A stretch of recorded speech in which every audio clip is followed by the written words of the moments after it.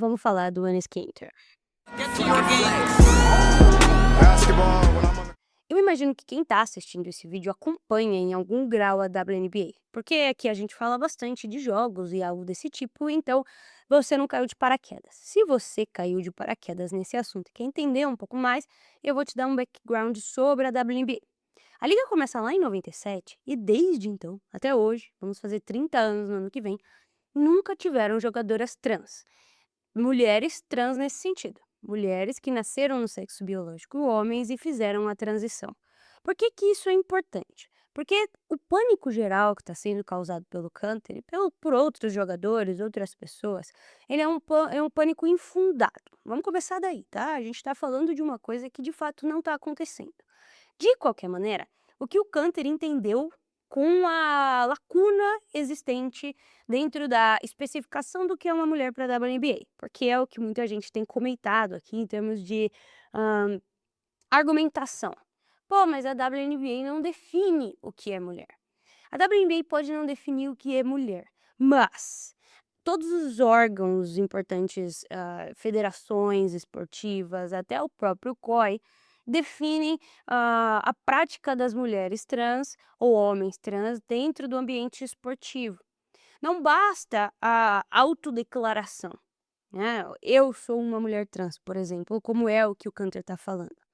Em ligas em que a participação de mulheres trans são permitidas, existe toda uma regulação, em termos hormonais, inclusive, e de tempo, para que as mulheres possam participar. O que eu quero dizer com isso? Na maioria, se a gente pegar uma média aí das ligas, existe uma regulação de que as mulheres estejam hormonizadas há pelo menos 3 anos. Então vamos supor que o Canter diga que é uma mulher trans. O que ele precisaria estar fazendo a partir de hoje é se hormonizar. Os bloqueadores de testosterona e os hormônios femininos que todas as mulheres trans hormonizadas tomam, tá? Então vamos começar daí. Esses bloqueadores de testosterona, esses hormônios femininos, eles implicam quase que automaticamente na perda muscular e também no ganho de massa de gordura e coisas desse tipo, tá? A gente está falando de uma hormonização para que o corpo reaja como um corpo feminino biológico, certo?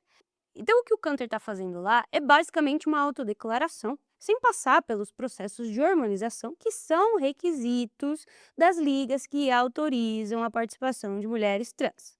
Dito isso, a WNBA nunca precisou se confrontar com essa situação. A WNBA nunca recebeu nem vinda de NCAA, nem vinda de estrangeiro, nenhuma jogadora dentro desses parâmetros. Então, o Cantor está pegando uma lacuna, ele está querendo utilizar dessa lacuna para fazer um barulho sob o pretexto de que ele defende mulheres. E aí a gente chega nesse ponto também. A Sophie Hanihan já é uma figura maga, né? Já é uma figura que abraça todas as características do trumpismo e coisa desse tipo. Você aí da sua casa pode apoiar quem você quiser. O que eu quero dizer é, a Sophie Hanihan tem uma agenda. Inclusive, ela postou um vídeo essa semana em que a legenda é basicamente que rap você escuta antes do jogo, e ela escutando country zoando as pessoas que escutam rap antes do jogo. Mas se você é de uma cultura de hip hop, se você gosta de rap ou algo do tipo, você já entende que tem alguma coisa acontecendo aí. Ela tá claramente tentando se separar de uma cultura que é intrínseca, inclusive ao basquete. Tipo assim, qual que é o problema de ouvir rap? E também não tem nenhum problema de ouvir country. A questão aqui é que ela tá deixando claro que ela não faz parte desse outro grupo. E aí ela começou a falar desse assunto, as coisas começaram a degringolar e sair muito da bolha. E aí o que ela começou a fazer é, vamos falar só das stats, eu não quero falar desses outros assuntos, eu quero falar de basquete. Steph Curry tá com média de 6 pontos desde que ela falou isso, um rebote e uma assistência. Eu não sei nem como te explicar que isso não é uma boa jogadora se você não consegue entender. É uma jogadora, é uma role player, joga lá no Fever, deve ser o quê? A sétima, oitava opção. E ela tá mais preocupada nesse momento em, de fato, fazer esse tipo de conteúdo maga. Ela fica postando vídeo, postando foto, falando que não liga pra nada e blá blá blá. E na hora de entrar e jogar também não tem conseguido contribuir para esse Fever. Voltando ao Enes Kanter. Existe essa sensação de que mulheres precisam ser protegidas a todo custo por homens. A questão é que a gente não está sendo ameaçada por nada. especialmente as jogadoras da WNBA, não estão sendo ameaçadas.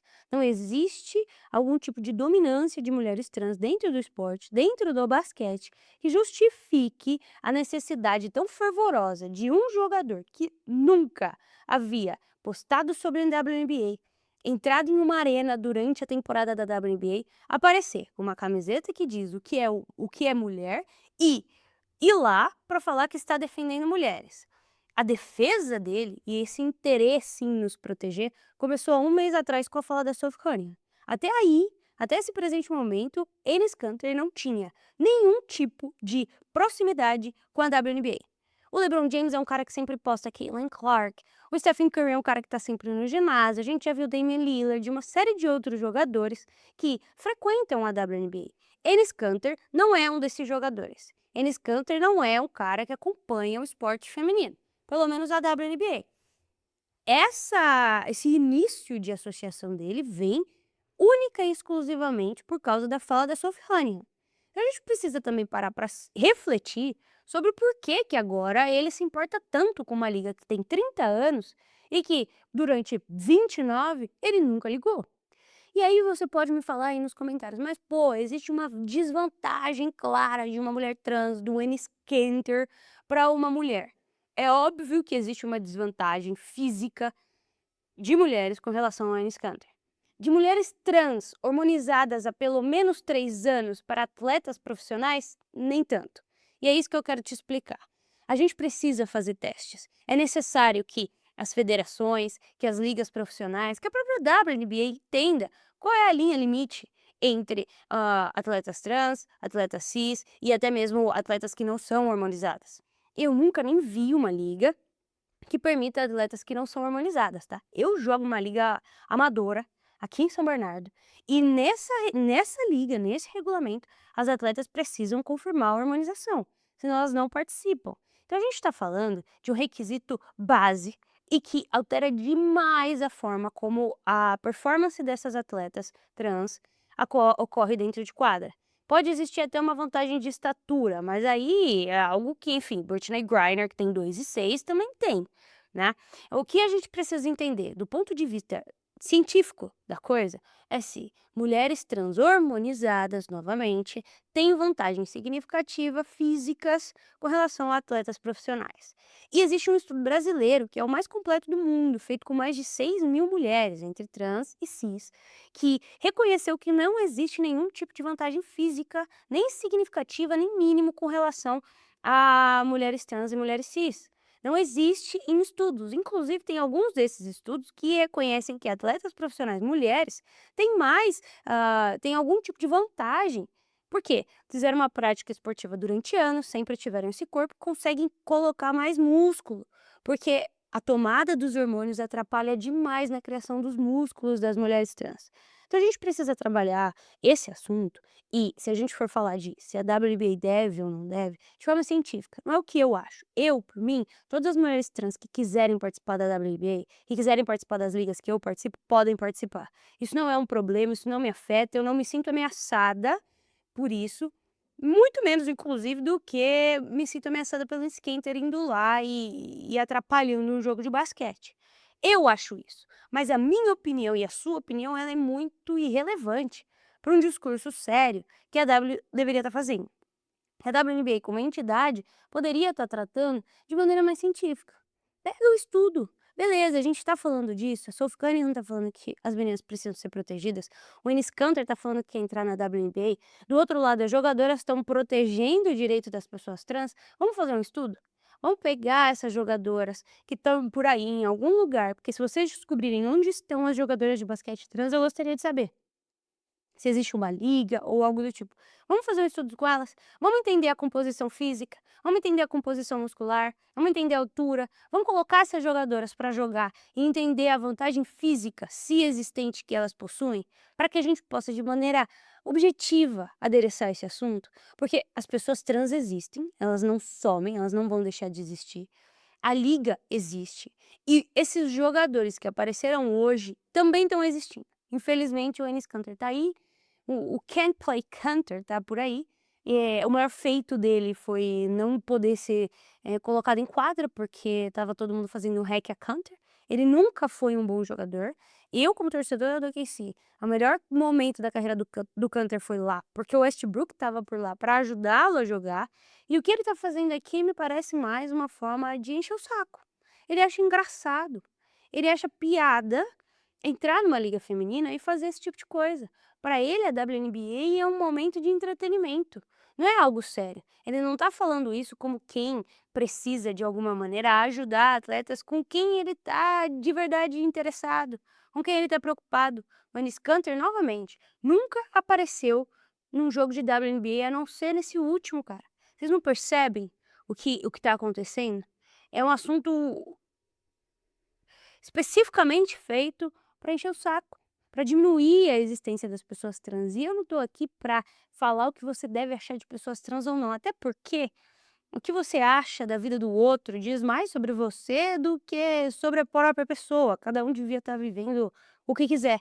O que eu estou aqui para dizer é, esse assunto precisa ser tratado de forma séria. O Enes Kanter não está fazendo isso, o Enes Kanter não liga para a WNBA, a WNBA deixou, de uma maneira até triste, esse assunto crescer mais do que deveria, e ela, como liga, como entidade, como uma liga que está crescendo, a gente está vendo talvez a melhor temporada da WNBA ser ofuscada por um assunto que era um momento irrelevante, deveria fazer um estudo sério sobre isso. E você, como telespectador, como consome conteúdo na internet, precisa entender a diferença dos discursos. A preocupação séria da preocupação sensacionalista. A preocupação verdadeira, a preocupação com algo que pode ser uma questão no futuro, com apenas o preconceito de pessoas que não querem deixar com que mulheres trans se insiram na sociedade de alguma maneira, na prática esportiva. E aí é muito perigoso também, eu já fiz um vídeo sobre isso no Instagram e falei, quando a gente fica resumindo tudo à prática esportiva de alto rendimento. Porque quando a gente fica com esse discurso sendo repetido, muitas vezes a gente pode, de alguma maneira, influenciar práticas que são só para a vivência. O basquete, eu sempre falo, mudou minha vida. Eu pude jogar basquete desde criança. Eu sou uma mulher cis, mas eu não gostaria de ver crianças transgêneras, crianças que às vezes nem se harmonizam, tá? Mas eu tô falando de crianças que não se reconhecem de alguma maneira dentro do próprio corpo, sendo impedidas de jogar uma quadra. Quem joga basquete no Brasil aqui tá acostumado a ir para um rachão e jogar com todo mundo, jogar com mulher, jogar com um homem. Jogar com uma pessoa mais alta, jogar com uma pessoa mais pesada, jogar com uma pessoa mais leve. Todo mundo ali está acostumado à diversidade de corpos, à diversidade de força dentro do ambiente esportivo como lazer, como comunidade. E a gente tem que tomar cuidado para esse discurso não se estender a essas práticas, para que a gente não tire o espaço das pessoas de jogarem da forma como elas são. É muito perigoso. Do ponto de vista esportivo, de rendimento, a gente precisa falar cientificamente sobre a coisa. Mas do ponto de vista de lazer, a gente precisa preservar a comunidade que o basquete sempre foi.